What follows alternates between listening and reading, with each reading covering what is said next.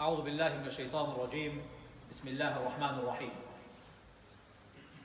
الحمد لله رب العالمين الحمد لله نحمده ونستعينه ونستغفره ونعوذ بالله من شرور أنفسنا ومن سيئات أعمالنا من يهده الله فلا مضل له ومن يضلل فلا هادي له ونشهد أن لا إله إلا الله وحده لا شريك له ونشهد أن سيدنا حبيبنا محمدا عبده ورسوله أرسله بالحق بشيرا ونذيرا وداعيا إلى الله بإذنه وسراجا منيرا أما بعد. My dear brothers and sisters, I want to talk about a very important topic that I believe is necessary today, especially in the light of what's happening around the Muslim communities living across the world, but in particular in Britain. A few days ago, you would have seen somebody circulating a video of finding supposedly the name of Allah on a toilet roll, produced by Marks and Spencer's. And recently, somebody is circulating another video, an outcry about Nike shoes with Allah's name written at the bottom of their sole, the shoes sole. And I thought to myself, Muslim communities are feeling attacked again. But why does the Muslim community feel attacked again and again and again? Why? Those who produced the toilet tissue paper roll, they said this is not the name of Allah.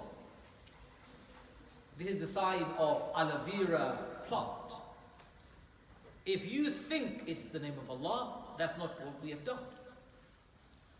But no, it looks like the name of Allah. So we're very upset. Some Muslims are going around calling for a boycott of Marks and Spencer's. Brothers and sisters, I looked deep and hard. I spoke to my teachers. I spoke to many scholars. Should we Muslims rise to defend the name of Allah? And my teachers and the scholars I've spoken to, even one I spoke to this morning, said there is no evidence to suggest that we should. Nobody said, Prophet ﷺ did not tell, nor did Allah say, rise to defend the name of Allah. Allah doesn't say that. And yet Muslims feel obliged to do things like that. Why? Why do Muslims feel that they need to rise to defend the honor of Prophet Muhammad ﷺ when his name has been tarnished by people, when he's been insulted by people, when people call him all sorts of names? Why do some Muslims feel that they need to rise to defend his honor when he, Prophet ﷺ, was insulted, dishonored, attacked physically as well as emotionally by his neighbors and local people, all the way from the day he began to tell them and invite them to La ilaha illallah Muhammadur Rasulullah until he breathed the last of his breath? They were attacking him all the time. Did the Prophet of Allah ﷺ tell his companions, rise in my honor and go and fight and kill those people? No, he didn't. Let me make it clear to you. He didn't. It wasn't about the honor of Prophet Muhammad ﷺ's name. It isn't about Allah's name on a piece of paper that is being desecrated. It is about the message of Islam, message of justice and fairness and balance for all people. We have a problem, my brothers and sisters. The problem is, I call it the thought crisis. Thought crisis is when you cannot think properly, you cannot think appropriately, you cannot think accurately, you cannot think rationally or factually. Thought crisis is when you seldom apply wisdom, when you are expressing your thoughts. Instead of becoming calm and composed, you become irrational and reactionary. Thought crisis is when your brain has not been nurtured and developed with the right type of information, explanation, or contextualization. Thought crisis is when you are unable to prioritize between the fundamentals of Islam and the non-fundamentals of Islam. Thought crisis is when you are afraid of thinking. You want other people to think for you. You want them to even do things for you. My brothers and sisters, there is a crisis, and I have called it intelligence deficiency disorder disease. Intelligence deficiency syndrome disease. IDSD. Many Muslims suffer from this. They don't use their brain. They don't want to use their brain. In fact, they say, brother, I don't want to use my brain. Allah has told me I'm going to use it. I'm going to do what Allah has told me. Allah has told you to use your brain. But we are constantly denying the right of our brain for it to be used. In fact, we want the Imams to think for us. We want the Imams to do everything for us. When you become dependent on Imams, there is a problem. What if the Imam is wrong? What if the Imam is talking nonsense? What if the Imam is misleading you to things that you should not be even misled by if you use your basic common sense? So when there is a thought crisis, when you suffer from intelligence deficiency syndrome disorder, there is a problem. Many Muslims suffer with thought crisis in their belief system. My brothers and sisters, your existence on this earth is not to be blind worshipper of Allah. Your purpose in this life is not to be an ignorant worshipper of Allah. Prophet Muhammad ﷺ said, the sleep of a learned person, of the whole night's sleep, is better than the entire night's worship of an ignorant person.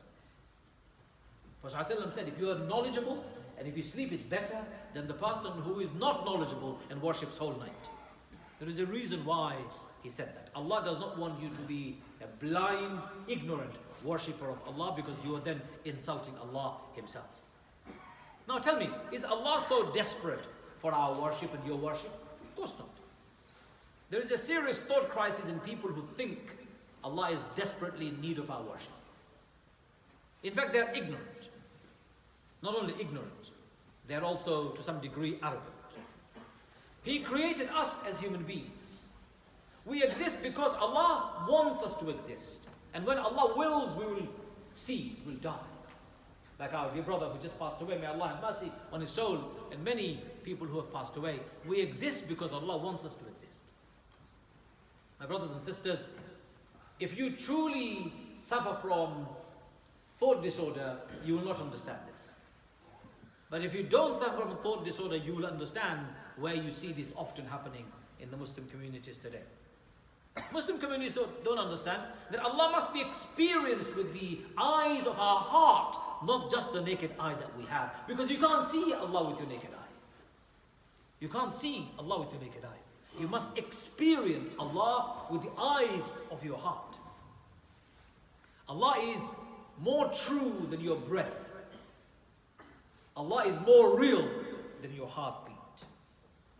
It is foolish and arrogant to even assume you can empirically establish Allah's existence. In fact, you're not even capable of understanding Allah's existence with your little brain. We're incapable of understanding the infinite with our finite abilities and capacities. How even do you attempt? It's called thought crisis. In fact, my brothers and sisters, the folly of your thought crisis leads you to believe that you can actually subdue Allah. How arrogant. The true people are those who submit to Allah. That's why Islam means surrendering to Allah the way that He has prescribed, the peaceful way, the balanced way, the way of justice and fairness. Thought crisis has led some Muslims to deny Allah even. They fail to see that their inner being, their soul, that every organ in their body, their limbs, every part of their body is directed by Allah's command. They may have denied Allah with their brain, but every part of their body accepts Allah's existence. In fact, Allah's existence is in their DNA. Allah's existence is in their cells, in their absolute being. Thought crisis prevents some people from seeing the truth and living in denial. Thought crisis, my brothers and sisters, in belief leads Muslims to assume Allah in crazy ways, in absolute nonsensical ways, associating partners with Allah. Some people go to graves, worshipping graves, people in the graves. Thought crisis, don't you understand? The person you've gone to is dead. I remember when I went to Pakistan, not that long ago, and I walked into, they invited me to a mosque. As I was walking to the mosque, in the courtyard, I saw a small house. And the house is decorated with lights and flower, and people are going in and coming out. And as people are coming out, they're not coming out with their back to the building. They're walking backwards out of the building. I'm quite startled. I'm wondering what is going on. So I asked my host, what is this? They said, that's the shrine of a saint. Somebody who they consider a saint. It's his shrine. So why are people going there? Or they're worshipping, so they're giving things to the grave. To the grave, the man is dead. Well, they're asking him so that he will ask Allah for help and support. Thought crisis makes people think that they need to ask the dead to speak to Allah. How crazy. Allah is saying, "Ud'uni astajib lakum," ask me and I'll respond to you. And we're saying, no, Ya Allah, you're wrong. I'm going to ask the dead person. How crazy can you be? How crazy can you be? Allah, my brothers and sisters, have to be experienced directly. Ask Allah. Your relationship with Allah is direct. Not through a peer, not through an imam, not through a saint, not through any fools like you and me, human beings, none whatsoever. Our relationship with Allah is direct. In Bangladesh, when I was traveling, I saw a man walking around almost naked. So I said to the people, why is this man walking around naked? They said he is a naked pir. A saint who is naked. I said, how can you even say such a thing? These mumbo jumbo ideas that have overwhelmed some parts of our world, not just Bangladesh and Pakistan, Africa. When I went to Sudan, I saw the same. Many parts of the world where they do these things. It comes from thought crisis. They have forgotten Allah, and our relationship with Allah is direct and pure. Thought crisis leads Muslims to superstitious mumbo jumbo. They believe in all sorts of nonsense. Thought crisis leads some Muslims to attribute divinity to Prophet Muhammad sallallahu alaihi wasallam. Prophet sallallahu alaihi wasallam is a prophet of Allah. He was the prophet of Allah, but he was a human. Allah says that in the Quran, Muhammad is nothing but a human. Literally labeling him bashar, like you and I, a human being. Some Muslims say, no, Muhammad sallallahu alaihi wasallam was not a human. He's more than a human. But Allah is saying he's human. Thought crisis makes you deny even Allah's words. You want to elevate the Prophet ﷺ to a position that Allah didn't give him. I was told by a group of people the other day, Prophet Muhammad never died. What? Prophet Muhammad never died?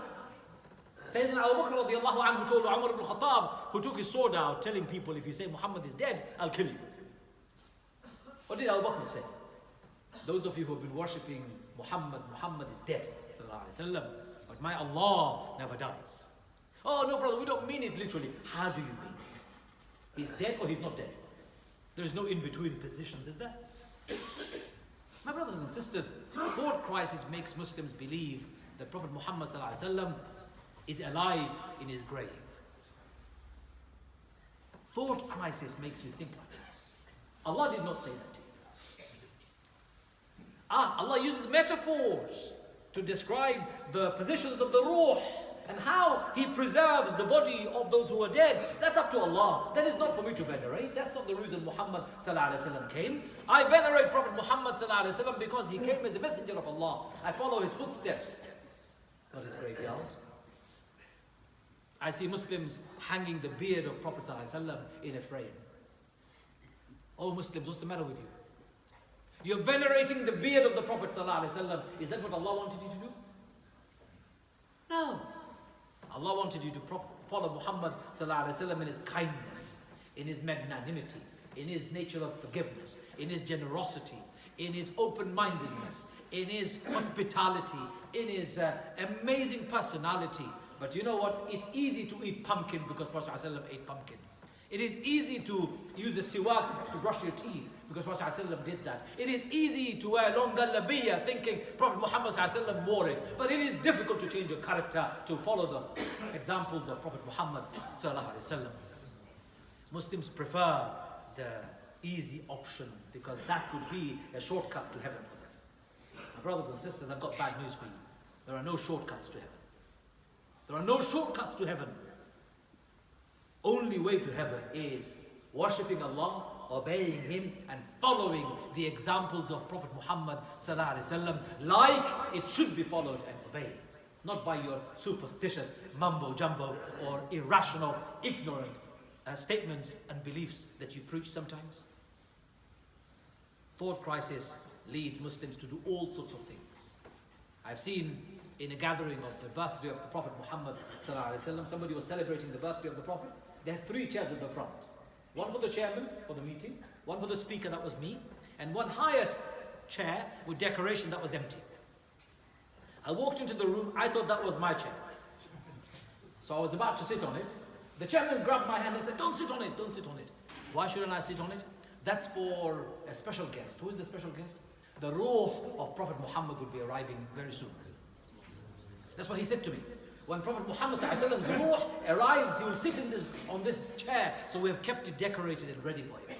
Astaghfirullah al-Azim. Where do you find such nonsense in the sunnah of Prophet Muhammad sallallahu alaihi wasallam? Where do you find such nonsense at the time of Abu Bakr radiallahu anhu? You believe that you love Prophet Muhammad sallallahu alaihi wasallam more than Abu Bakr did? Where do you find such nonsense at the time of Umar ibn Khattab radiallahu anhu? Do you believe you love Prophet Muhammad sallallahu alaihi wasallam more than Umar ibn Khattab did? Where do you find such nonsense in Ali ibn Abi Talib radiallahu anhu's time, or Uthman ibn Affan's time, or any of the Khulafa al-Rashidun's time? Show me one example amongst the companions who said such mumbo jumbo or who practiced anything as nonsensical as this. Brothers and sisters, it's called thought crisis. Thought crisis. Thought crisis leads some Muslims to use the Quran in a silly way. If you're not well, what will you do with the prescription? If you go to the doctor and your doctor gives you a prescription, what will you do with it? Would you take the prescription and rub it on your body? No. Would you hang it in a small tablet, put it in a silver casing and put it around your neck, your arms or your waist? No. Would you dip it in water and drink the water from your prescription? No. And if you did that, your doctor or your friends or your families would send you to a mental hospital very quickly because you're behaving silly and irrational. And yet some Muslims think that Quran came down to be used and abused in this manner. They give taweez in a piece of paper, they write down the verses of the Quran, and they expect you to roll it up and put it around your neck. If you're wearing a taweez in this room today, take it off and throw it in the bin. There is no room for such nonsense in Islam. Quran did not come down for you to abuse it as taweez. Quran did not come down for you to rub it on your body. Quran did not come down for you to drink the water from it. No, Quran did not even come down for you to just recite it like a parrot. That's not the reason why Quran came down. Quran came down as هُدًى لِلنَّاسِ وَبَيِّنَاتٍ مِنَ الْهُدَى وَالْفُرْقَانِ. Quran is a distinguisher, a criterion that distinguishes between right and wrong. Quran came down as a guide, shifa for the spiritual ailment of humanity. Quran did not come down for you to desecrate it in this way. Thought crisis makes people believe that that's what the Quran is. You read it for a while, put it on the top shelf, kiss it whenever you can, and rub it on your body, and read it like a parrot, drink water from it, and use it as a tablet, or tell Imam to breathe on. You reading the Quran. Somebody said to me the other day, but Prophet ﷺ used to put his spit on the companions. Surely there must be something in it. If you're really following the Sunnah, then anytime anybody is injured or cut, you should be spitting on that person. If you're really following the Sunnah. But you don't do that. You should not be spitting at anybody. What is this spit about? Prophet ﷺ has taught us something amazing. The enzyme on your saliva, your own saliva, not somebody else's saliva. Enzyme on your own saliva is the best antibody against small wounds and cuts and pimples and spots that appear on your body. Allahu Akbar. Prophet ﷺ did not know science, yes, like we do, but he knew wahi. Allah gave him knowledge, and through that knowledge he taught you and I, when you are cut, take a little bit of saliva and put on it, because it will help it heal. The sunnah isn't to spit at somebody else. Thought crisis makes people think that that's the sunnah. My brothers and sisters, thought crisis leads people to venerate Prophet Muhammad ﷺ or the Quran in a way that Quran is not supposed to be. Thought crisis leads Muslims reducing the concept of following the blessed Prophet of Allah ﷺ to clothes. What is the Imam wearing? What is the hat of the Imam? I remember once I was leading Jum'ah in one masjid and I wasn't wearing my hat. I wasn't wearing my hat just like now. And I am putting it on the side for you to see. One person from the audience took his hat off his head and he started doing this with his hand. I looked at him and I said to him, what's the problem? He goes to me, where is your hat? I said, I don't have it. Brothers and sisters, what's the matter with you? Prophet ﷺ kept his hair open sometimes, kept his hair covered sometimes. He wore all sorts of clothes as long as it covered him. People who gave him gifts from Yemen, people who gave him gifts from Ethiopia, people who gave him gifts from Syria, people of many parts of the world who came to visit him, gave him gifts of clothes, and he wore them as long as they covered him properly. And that's what the sunnah is, to cover yourself. There are no Arab fashion that he imposed on anybody. He never imposed a Bedouin fashion on anybody. He did not impose a Qurayshi fashion on anybody. He did not impose a Makki or Madani version of fashion on anybody. He left it to you and I to wear what is comfortable and covering for you and I. Thought crisis leads Muslims to think that if the Imam is not wearing a hat and he is not wearing a long gallabiyah, his prayer is not enough and complete. I remember leading Jum'ah in one masjid once, when one man from behind walked to the front and put a hat on my head while I was leading the salah. Such ajib behavior I've seen with the Muslims. So sometimes I wear it, sometimes I don't. It's up to me. Thought crisis makes you think it's important. It isn't important. What is important, remember, is to say Prophet Muhammad ﷺ's character, is to see his character, is to love it, is to do things that he used to do to humanity. The loving nature, the forgiving nature, the kindness, the generosity, the accepting, the honesty, the uprightness, the truthfulness, the trustworthiness, the magnanimity, al-amin, as-sadiq, is the sunnah. Thought crisis leads many Muslims to reduce their daily prayers to sets of rituals only. Like a chicken pecking away on the food, it's on the floor. That's what I see many Muslims do when they're praying. They just move up and down. There is no benefit to their prayer. In fact, their prayer don't benefit them and don't benefit anybody else in the world. Allah says prayer will benefit you. Inna salata tanha anil fahshai wal munkar. Prayer will prevent you from evil and shamelessness. Same Muslims who pray 5 times a day go and do shameful deeds straight after prayers. They lie, they cheat, they backbite, they slander, they gossip, they sell haram in their businesses. I walked into a Turkish business the other day on Green Lanes, and behind the shop of the brother there were قُلْ أَعُوذُ بِرَبِّ النَّاسِ قُلْ أَعُوذُ بِرَبِّ الْفَلَقِ قُلْ هُوَ اللَّهُ أَحَدٌ and قُلْ يَا أَيُّهَا الْكَافِرُونَ, the 4 quls as we call them, hanging. And next to it was one of those blue and turquoise colored eye that they have. I don't know what they call it in Turkey. It was hanging. And he was selling alcohol all along. So I said to him, Assalamu alaikum wa alaikum assalam. He said to me, I said to him, what's that? He goes, that's the Quran. I said, I know. Why is it here? He goes, to protect me. And what's that other thing? That's to protect me from evil eyes. And I said to him, on that wall, you've got hundreds and hundreds of bottles of alcohol. And what's that? He goes, that's alcohol. I said, Prophet ﷺ cast 10 things around alcohol, selling it, drinking it, carrying it, buying it, pressing it, producing it. He cast them all. My brother, you put in قُلْ هُوَ اللَّهُ أَحَدٌ قُلْ أَعُوذُ بِرَبِّ النَّاسِ and قُلْ يَا أَيُّهَا الْكَافِرُونَ, all of those quls, and you're putting the superstitious protection from the eyes of the evils by putting that thing up, and you are selling alcohol, and you want Allah to protect you. What's the matter with you? Are you not using your brain? He started laughing at me. He goes to me, my mother and my father told me to do this. My brothers and sisters, thought crisis has led people to not understanding the power of their prayer. They pray prayers don't make any sense to them. It's lifeless, it's robotic, and it's a chore. Some people say to me, I feel such a burden on my shoulder if I don't pray. Have you ever been to some of the masajid where they do Jum'ah? I call it speedy Jum'ah. Have you been? You go in, the Imam gives the adhan, the Muaddin gives the adhan, the Imam gets to the mimbar, 3 minutes he does some sing-song khutbah, sits down, 1 minute sing-song khutbah, sits down, goes and leads prayer. Within 7 minutes, the Jum'ah and the khutbah is over. I call it 7 minutes Jum'ah or speedy Jum'ah as they do.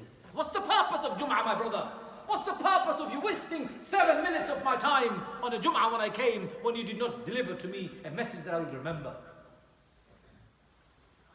Reducing prayer to become a bunch of rituals which have no meaning is what happens when you become a person suffering from thought crisis. My brothers and sisters, thought crisis has suspended Muslims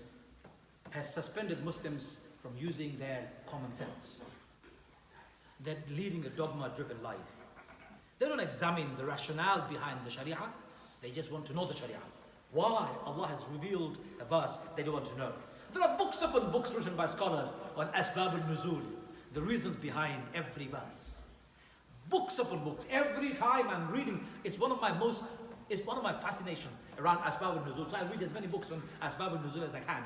I read the commentary of the scholars, and every time I read, I'm fascinated by the stories behind revelation. And the moment you know the stories behind revelation, a new world opens up to you. You understand the Quran more than you've ever done before. You understand how Quran relates to you today, how Quran was related to the companions of the Prophet of Allah sallallahu alaihi wasallam 1500 years ago, and how Quran will be relevant until Yawm al-Qiyamah, forever, for all of humanity, for good. When you understand the purpose behind revelation, purpose behind the rules and regulations. So please, my brothers and sisters, examine yourself and ask yourself, do I suffer from thought crisis? If I am, then I am in trouble. And I believe Muslim Ummah today is suffering from thought crisis. May Allah protect us, and may Allah help us, and may Allah enable us so that we can open up our minds and eradicate thought crises from our mind. وآخر الدعوانا الحمد لله رب العالمين.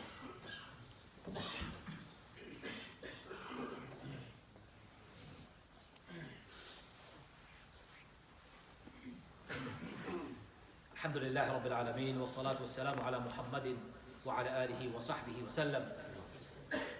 My dear brothers and sisters, just to finish off, I give this example all the time just to show you how we have reduced our religion to a set of rules and regulations, often not making much sense to us or to anyone around us.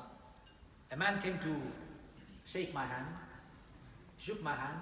Assalamu alaikum, wa alaikum assalam, Imam. No, alhamdulillah, you okay? Very good. And between his hand and my hand, I felt something. I opened up my hand, and there was a £20 note. I said to him, what's this £20 note for? He goes to me, Imam, I am giving it to you to make dua for me, please. I said to him, £20? Is my dua that cheap? He said to me, Imam, would you like more? I said to him, no, my brother, I don't need more. You don't need to give me £20 to make dua for you. Don't destroy your dua. You don't need to give me money to pray for your mother who has died. You don't need to give me money to pray for your father who has died. You don't need to give me money for an illness that you are suffering from. You go and stand on the musalla and you cry your eyes out saying, Ya Allah, forgive me. Ya Allah, have mercy on my parents. What does Allah say? Allah will answer your dua straight away. Ud'uni astajib lakum. You give me money and I can cry all I like. Nothing will happen to you. It's like you have the stomach pain and I'm taking the tablets. It makes no sense. It makes no sense. Muslims have become paranoid about attacks left, right and center. So what if this guy published or printed Allah's name on a toilet? So what? You think Allah is going to be destroyed because somebody has published his name under a shoe? You think Allah is going to be dishonored because somebody has desecrated Allah's name? You think Allah is that small? So what if they do? Your duty is to invite them to Islam. Your duty is to share the goodness of your faith, not become irrational, angry, completely a person with no thoughts, constantly arguing and screaming and shouting.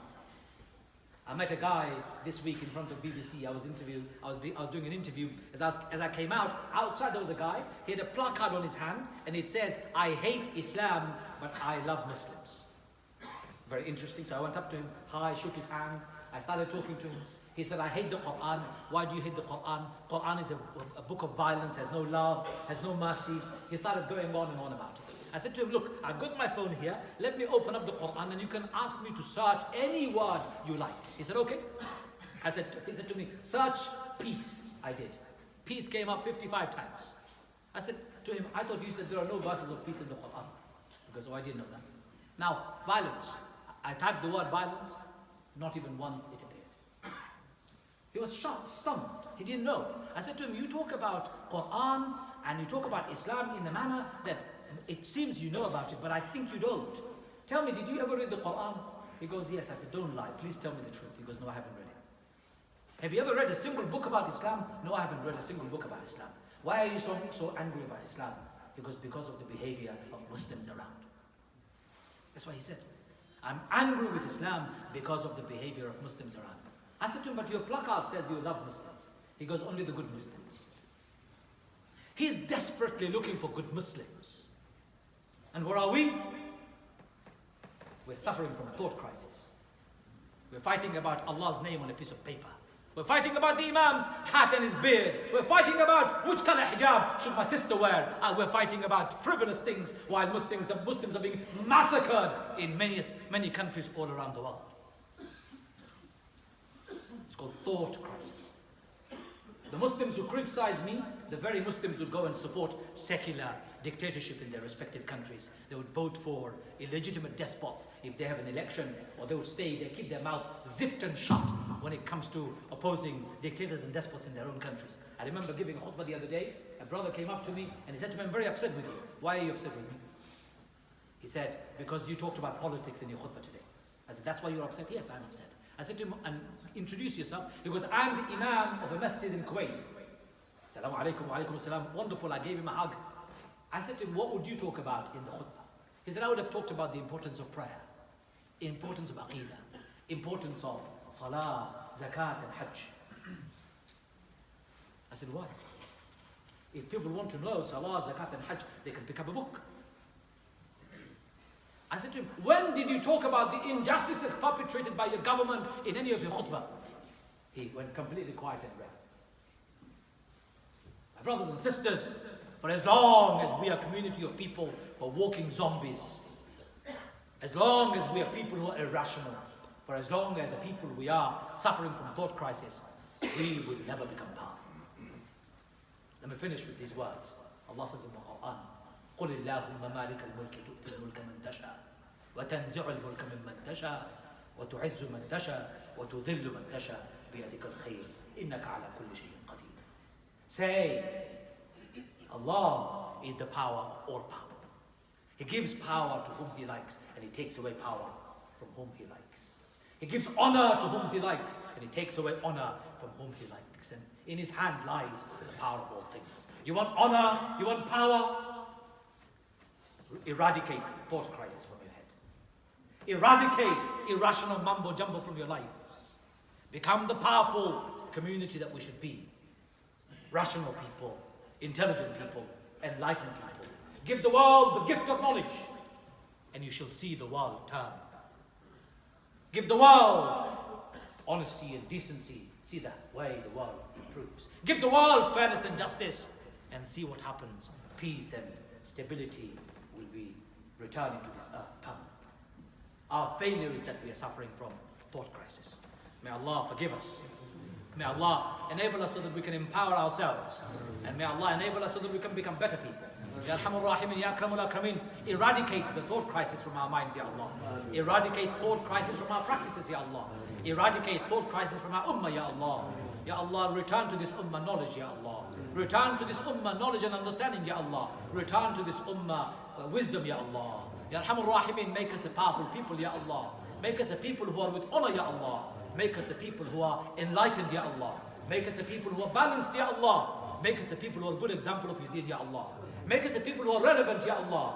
Make us a people who are beneficial to humanity, Ya Allah. Make us a people who are true followers of Muhammad sallallahu alayhi wa sallam. Ya Allah, ربنا تقبل منا إنك أنت السميع العليم وتب علينا يا مولانا إنك أنت التواب الرحيم. إن الله يأمر بالعدل والإحسان وإيتاء ذي القربى وينهى عن الفحشاء والمنكر والبغي يعظكم لعلكم تذكرون فاذكروني أذكركم واشكروا لي ولا تكفرون والله يعلم ما تصنعون. أقم الصلاة.